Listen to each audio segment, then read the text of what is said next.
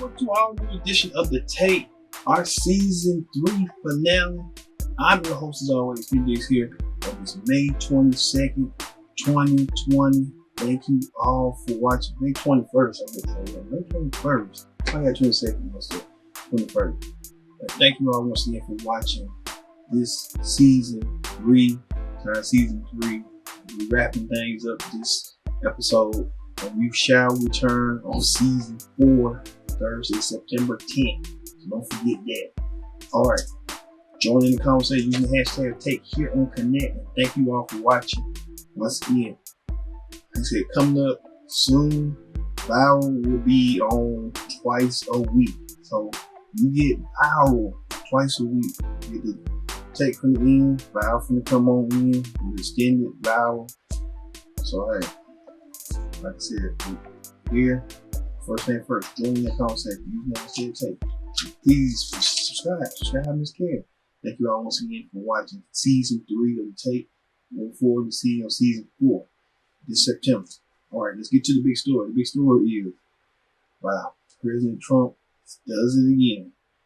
The president says he's taking hydroxychloroquine, despite the FDA's warning that this drug shouldn't be taken amongst people, but the president begged to differ with this.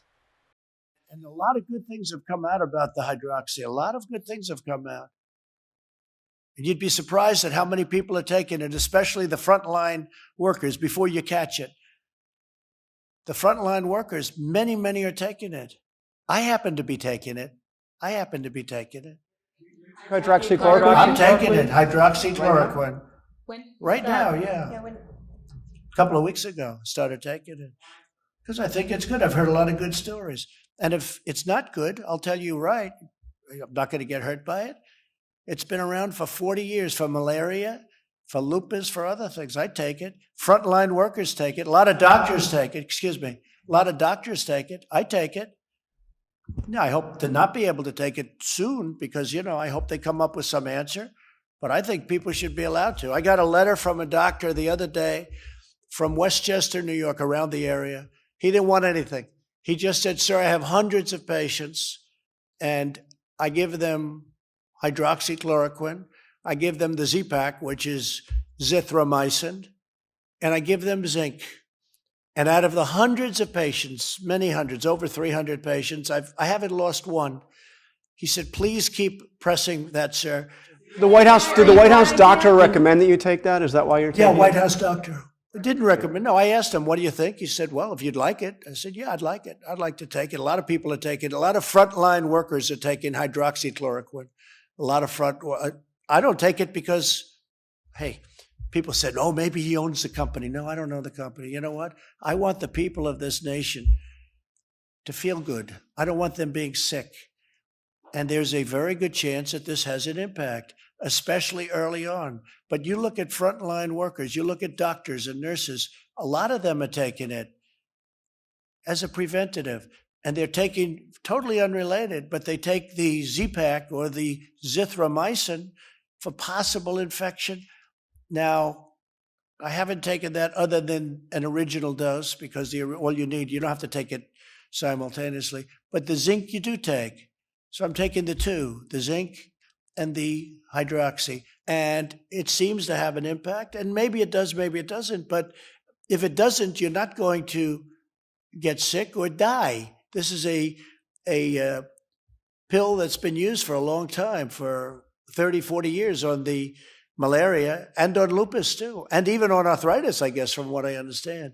So it's been heavily tested in terms of, I was just waiting to see your eyes light up when I said this, but, when I announced this. But yeah, I've taken it for about a week and a half now. Did you see right there, the president made it loud and clear. He's taking hydroxychloroquine to protect him from the COVID-19 disease, but a lot of people saying he don't need to be doing that, but he's in his own little world, his own little destiny. But the president defends the medication as others use it against it. And you can tell, like right here, Dr. Deborah asking questions, me ask questions, Dr. Deborah hear about this.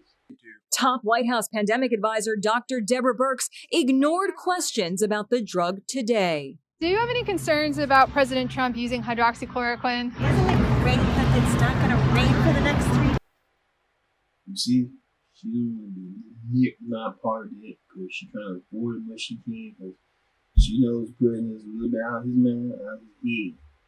We'll talk about that later on what I mean out of his head. But what do the people from Fox think about this, what the president's saying? Take a look. I happen to be taking it. The president's revelation that he is taking hydroxychloroquine to prevent COVID-19 is causing a firestorm today. I was just waiting to see your eyes light up when I said this. Fox News' Neil Cavuto warned viewers not to follow the president's example. We're dealing with the virus, and you are in this vulnerable population.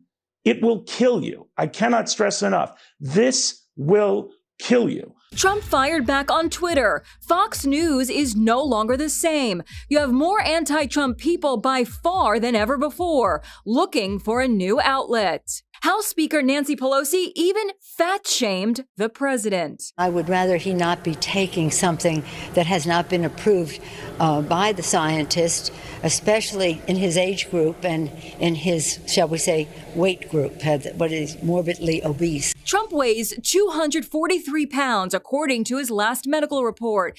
To be considered morbidly obese, he would have to weigh 320 pounds. Nancy Pelosi called you morbidly obese. I just wanted to know what you had to say in response. Oh, I don't respond to her. I think she's a waste of time. Trump began taking the drug shortly after his valet tested positive for coronavirus. I thought, from my standpoint, not a bad time to take it. People who have taken hydroxychloroquine and recovered from COVID-19 are speaking out. A Michigan Democratic lawmaker says her condition improved within 2 hours of taking the drug. It was the most amazing feeling in the world. The most amazing feeling in the world. Because I honestly thought I was not going to make it. And Republican Congressman Mike Kelly defended using the drug on The View. Why would you take that drug? There are terrible consequences. Yeah, well, I appreciate that's your view. That's not my view, and we're on The View. Trump and his allies on Fox News have been pushing hydroxychloroquine for weeks. It demonstrated 91% effectiveness in more than 1,000 patients. What do you have to lose? When some studies claimed hydroxychloroquine may actually be harmful, the drug turned into a political flashpoint. Drug researcher Derek Lowe. I think this drug is giving false hope. I really think Fox are trying to say what's wrong with the president. And trying to put their support all around him. And now, again, he kind of like losing his mind, taking hydroxychloroquine. Wow. All right. In other news, Kevin Mayer, who was the head of Disney Streaming, who ushered in Disney Plus, has now quit Disney and about to join TikTok with this. Disney's head of streaming, Kevin Mayer, is heading to TikTok to be its CEO. He'll lead the popular video-sharing social network as well as its Chinese parent company, ByteDance, on June 1st. Mayer was the executive of the direct-to-consumer division for Disney. He oversaw the launches of Disney Plus, adding 50 million subscribers in 5 months under his leadership, as well as ESPN Plus and the integration of Hulu. However, when Disney CEO Bob Iger stepped down in February, Mayer was looked over for the role. Instead, it went to former Disney Parks executive Bob Chapek. Mayer's new role with TikTok and Chinese owner ByteDance is already in the spotlight. Washington has concerns over how the company handles personal data. Some U.S. lawmakers want to ban federal employees from using TikTok on government phones. Senator Josh Hawley of Missouri said on Twitter Monday that TikTok, quote, previously told me they couldn't attend hearings and testify because executives were located in China, but this new executive lives in the USA. I look forward to hearing from him under oath. Kevin Mayer leaving Disney Plus, the one he architected, and now joining TikTok as its new CEO. Kevin Mayer might have some new ideas. TikTok's on the rise, so TikTok being TikTok. TikTok TV. You know how they go. Alright, in celebrity news.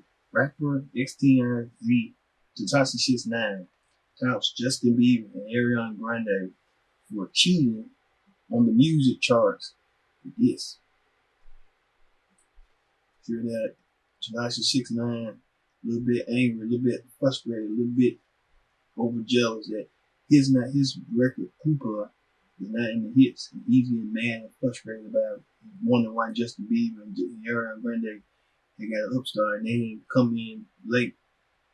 I don't know. I guess they big stars and just the white kids love them.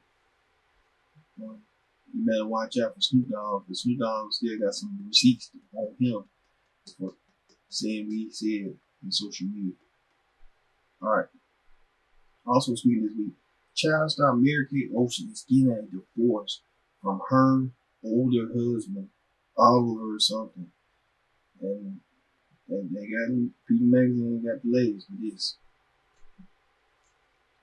Yeah, Mary-Kate finally breaking away from the chain from his older husband.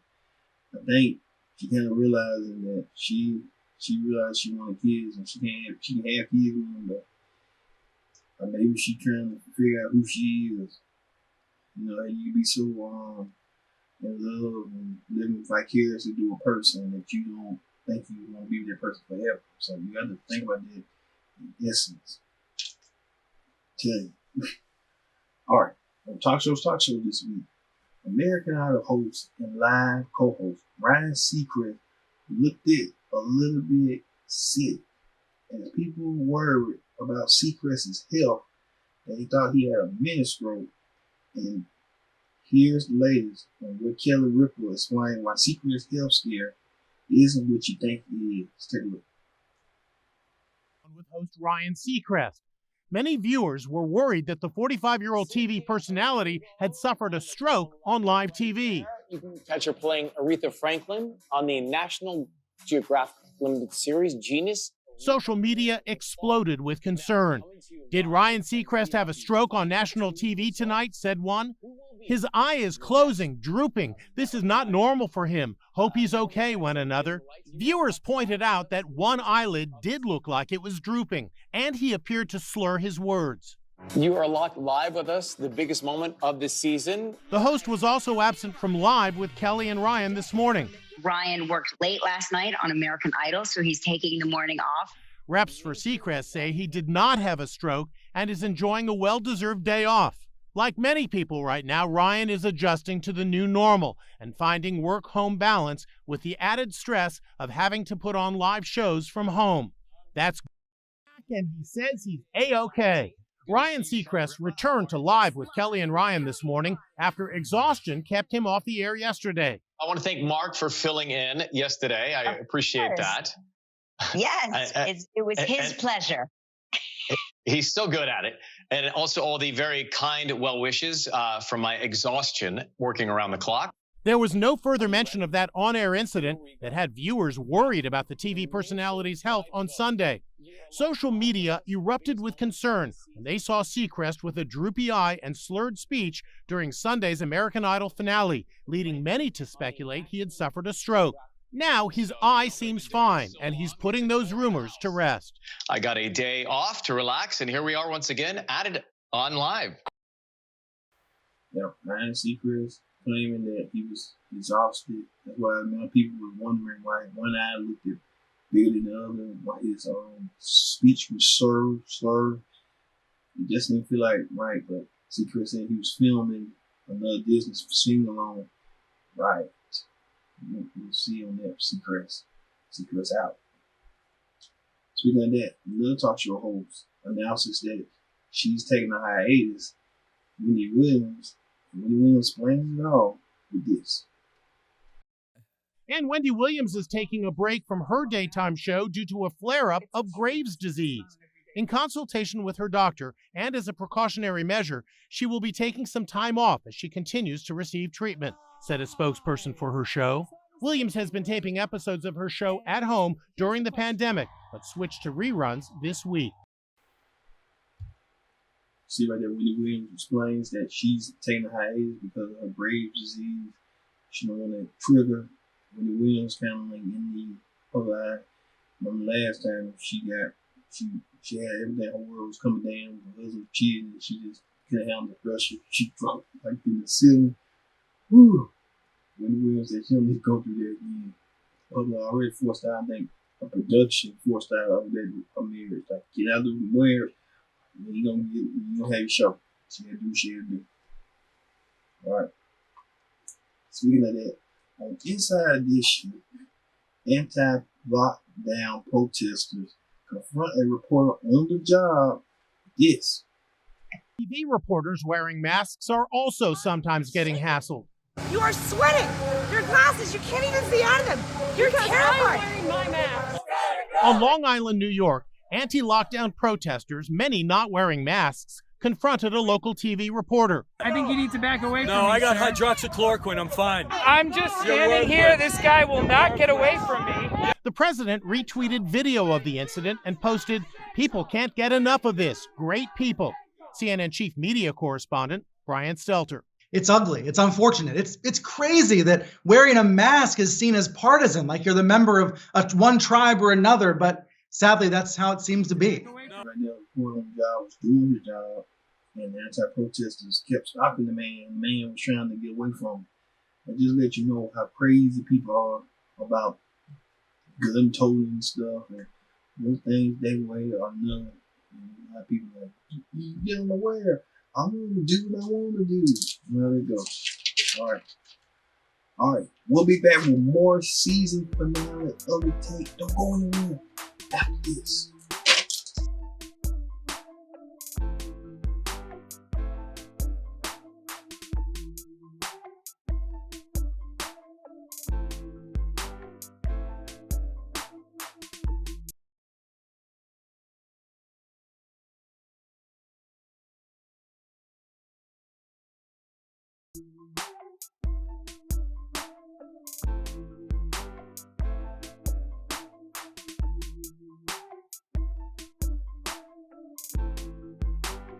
Take. I'm your host as always, PD's here. Glad you joined us here to Take my season 3 finale. Thank you all once again for watching the Take throughout the season. Thank you. We put great material, great content for you, and we thank you that we got renewed for season 4. So look for season 4, September 11th. September 10th. September 10th on Connect on Thursday. Thank you all once again. And don't forget that this whole summer is all about violence. So anything that's going to happen around news, salaciousness, and hot stories, like we had like yesterday, Kaya and Trina. So, we put on the mess with real stories and stories that matter. So, the Virus, that 2020 show, infotainment, where we talk about current events. And thank you for watching. So don't forget to subscribe. Subscribe is king. And today is Thursday, May 21st. Barbecue. Let's kick out the summer. Memorial Day is coming. All right, let's get to that. All right, on a sad note, 2 sad notes. The first sad note is on the Pro Wrestling Show this week. We're going to talk more in depth on the passing of Chad Gaspar, who was a member of Prime Time in the WWE. Passed away due to a drowning incident, and we'll talk about later on that. We want to sincere our prayers and condolences to him and his family at this grave time. You can't even imagine what his wife and his kid is going through. His son is going through at this moment, and we want to put our hands around them and say that we are here for them, and we're going to pray for them going forward. Also, another legend, another comedy legend, Red Willard, who made us laugh on Best in the Show, and Anchorman, has passed away at the age of 86. Let's look back at the career and legacy of this legendary comedian with this. Specialty was the guy trying too hard. This is bad, Ron. Real bad. My hands are tied. I gotta fire you. Ed, let's hold on. Let's count to 10, all right? That's a rash decision. Okay. Whether that was in Anchorman or Best in Show. Just an idea off the top of my head. Why did he put on one of those Sherlock Holmes hats and put a little pipe in his mouth? Are they ever allowed to do anything like that, dress up a dog in a funny way? In the mockumentary, This is Spinal Tap, Fred Willard was the earnest Air Force officer giving a rock band a tour of the base. This is our monthly at ease weekend. It gives us a chance to kind of let down our hair, although I see you all have a head start on it. Fred Willard stole almost every scene he was in. His characters were all about earnesty and its precise comic timing. Who else could be Phil Dunphy's dad in Modern Family? Just press end to task. Okay. But only on the right side of the button. Why wouldn't you tell me that first? Rainmaker! Everybody warned me this would happen. Fred Willard was 86. David Wright, ABC News. Fred Willard entertained millions. He was a funny entertainer. He will be missed. Damn. Just a lot of people are just dying. We have to think about our, mortality, that we need to be more better, because you never know.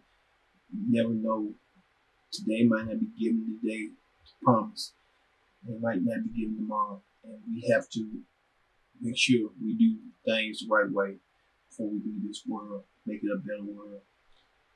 I just pray that people take this message, take heed to this message, that, you know what, we all human, we all make mistakes, but we can come out of this being better than we once was coming out of it. So, sincere prayers on the families of those two men. All right, let's get back to the political. Let's get back to the political rundown. On the political rundown this week, man, former President Obama was a guest speaker for the 2020 graduation show that graduated together on ABC, on all the major networks. Gave an incredible speech as the commencement speaker, and sent a message to a current U.S. president that didn't take things too lightly after. President Barack Obama off the sidelines, taking on the Trump administration. This pandemic has finally torn back the curtain on the idea that so many of the folks in charge know what they're doing. A lot of them aren't even pretending to be in charge. Obama, largely silent for President Trump's first 3 years in office, delivered a pointed critique in 2 commencement addresses this weekend. Doing what feels good, what's convenient, what's easy, that's how little kids think. Unfortunately, a lot of so-called grown-ups, including some with fancy titles and important jobs, still think that way, which is why things are so screwed up. That public rebuke echoing what he said privately on a leaked call with former staffers. It has been an absolute chaotic disaster.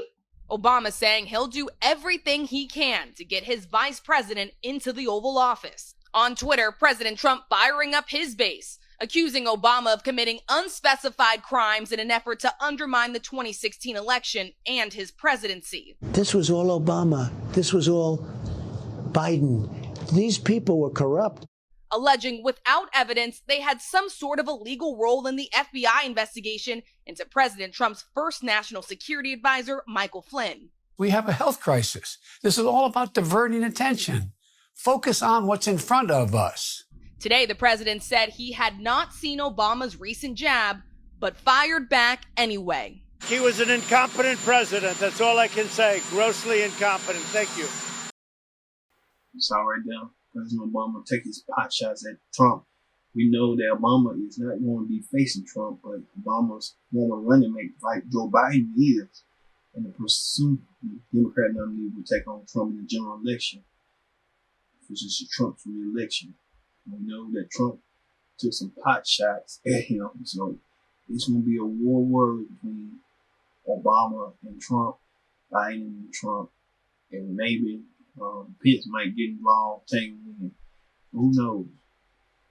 Who knows what Mike Pence is at? There they go. All right. Move over to the reality show putdown. The reality show putdown this week. The Real Housewives of Atlanta reunion part 2 was intense, more scrutinized, and more salacious than ever before. Well, Eva had took a shot at Portia. Nene took a shot at Kenya, and Kenya took a shot back at Nene. Let's take a look at all the highlights throughout the season. Take a look. You know, I look at you, and I brought this up with you earlier, Kenya. I mean, you know, you're both such strong women, and it just goes to show you can be a very strong person and fall in with the wrong guy who could maybe, you know, treat you not so well. He was put in my life so that I could bring the biggest sunshine into my family, which is my daughter, Marley. I wouldn't take it back, because if I took it back, I wouldn't have her.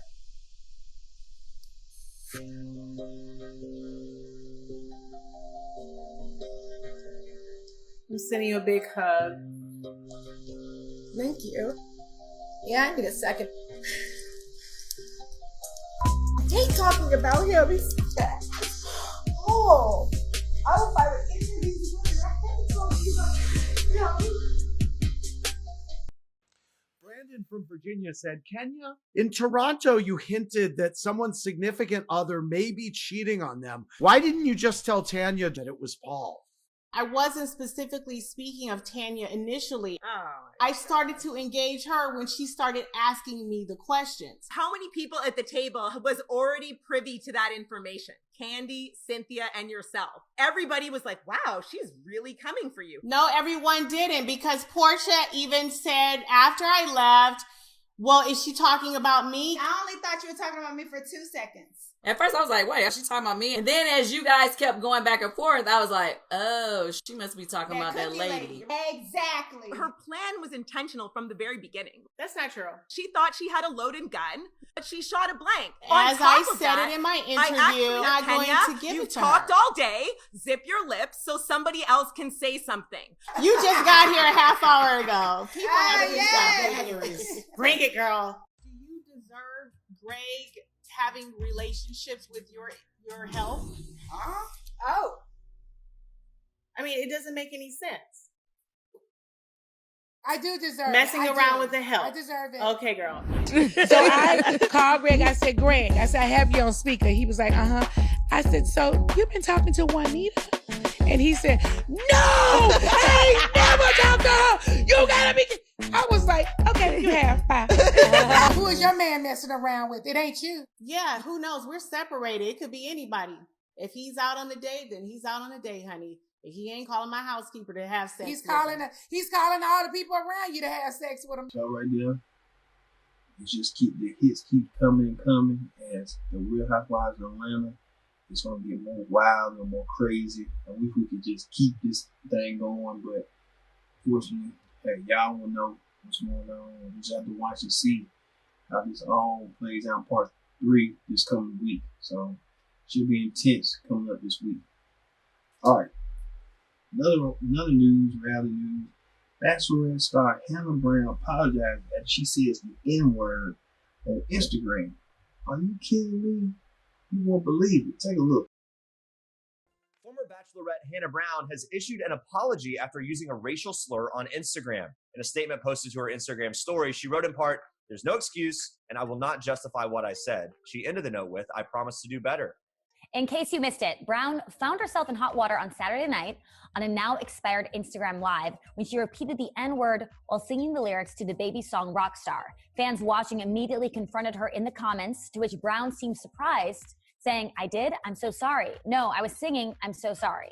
So in footage captured by Bachelor Tea Spill, Brown went on to question it further, saying this, quote, "I really don't think I said that word. I don't think I said that word. But now I'm like, oh God, I never used that word. I've never called anybody that. We don't say that word." She went on to add, "Even if I did accidentally say it, I'm very sorry. I was singing a song and not even thinking." Despite the apology, Brown is now facing a lot of backlash, even from within Bachelor Nation. Rachel Lindsay, the first and only Black lead in the history of the Bachelor franchise, went live on Instagram to address the issue after Brown didn't post an on-camera apology. Lindsay said this, "We can't give people a pass for this. We have to hold people accountable for what they're doing." She went on to add, "Non-Black people should not feel okay about saying the N-word. It's wrong." She also added some context for her stance on the issue, explaining that word was used to make Black people feel less than. And every time you use that word and you're not Black, you give that word power.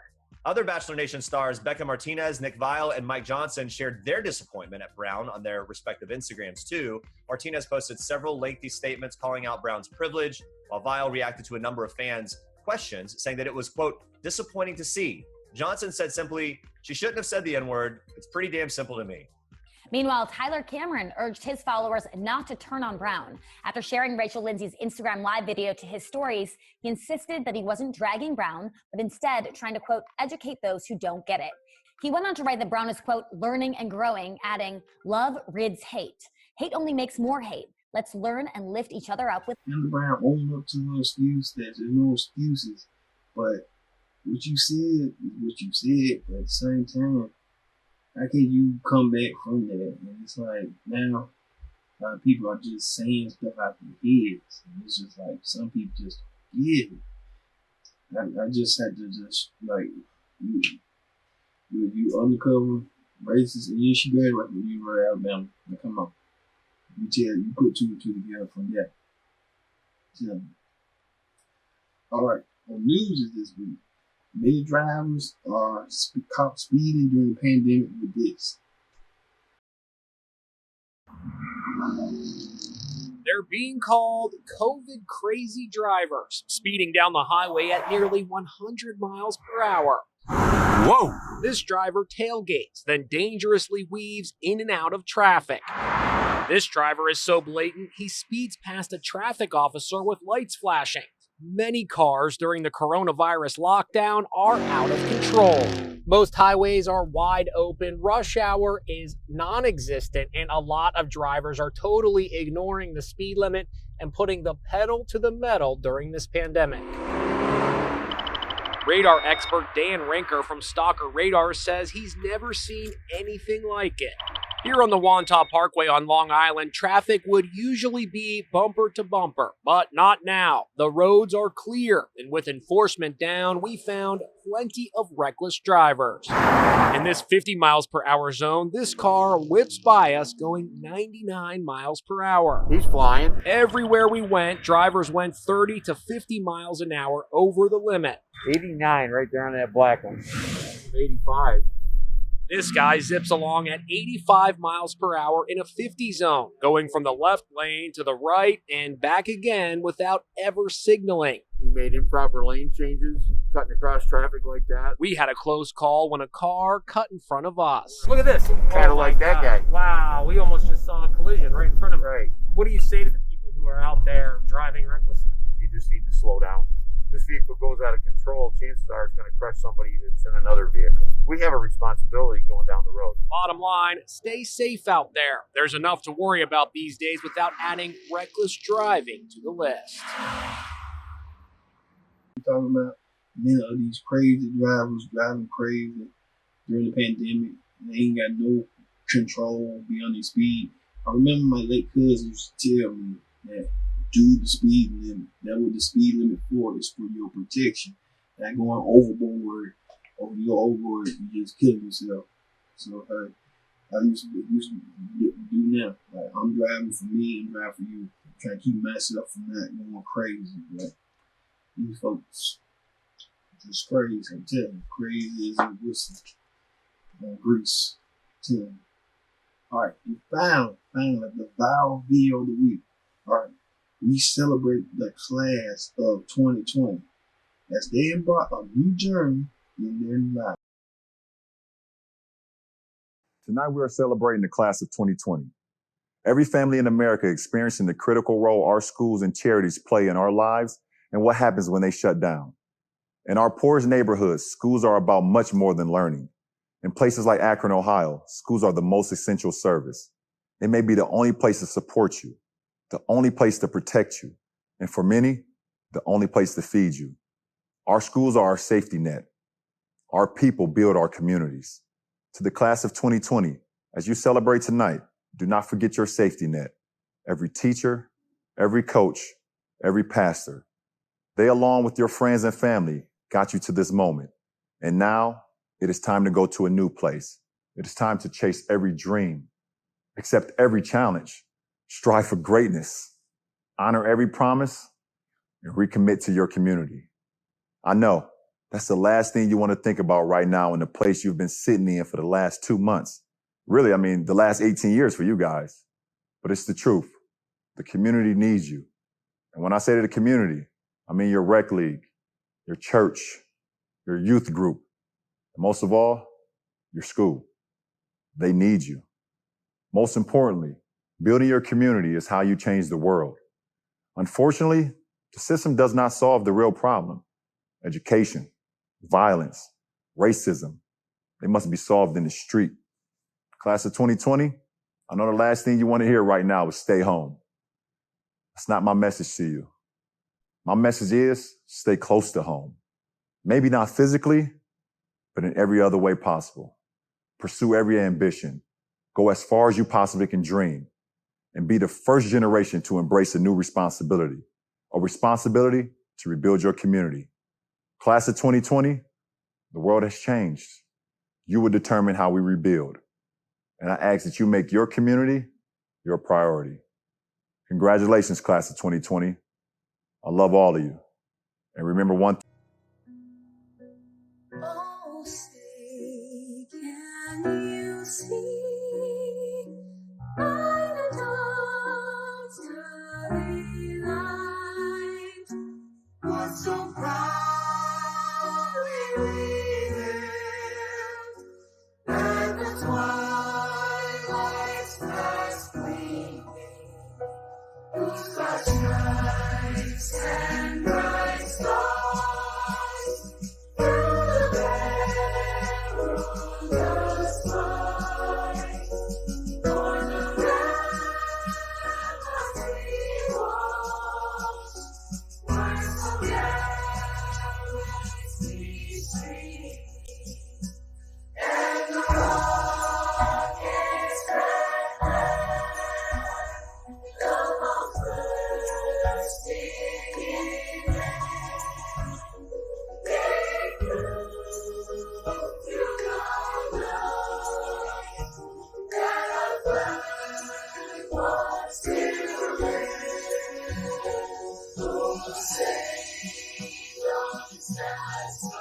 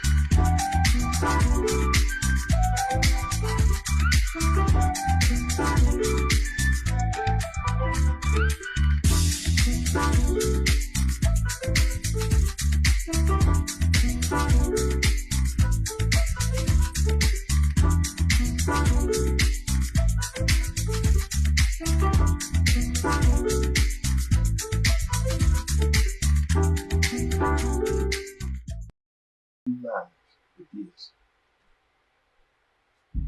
Many in the class of 2020 embarked on a new journey of their lives. Some of them graduated. Some of them were born after 9/11, probably like 2002. And now they are coming in their own and trying to learn the ropes. And we thank them for that. You know, I can remember a year ago where a black billionaire, Robert Smith, donated and paid for the whole graduation of Morehouse College, tuition fees. So this class, they learning things. They was born after 9/11, born, and they kind of learning through this new COVID-19 pandemic. So it's just everything's gonna be possible for them. And what new chapters in their lives what they're gonna do, and how they're gonna thrive. All right. Thank you all once again for watching this edition of the tape, our season 3 finale. Thank you all. Season 3 closes and season 4 opens in September. So, enjoy your summer this year. Be safe. Wear this. Keep yourself covered. And we'll see you, if everything good, in September. I've been your host, Kenny Vick, saying so long. And we'll see you for another edition of The Tape. See you for season 4. See you later.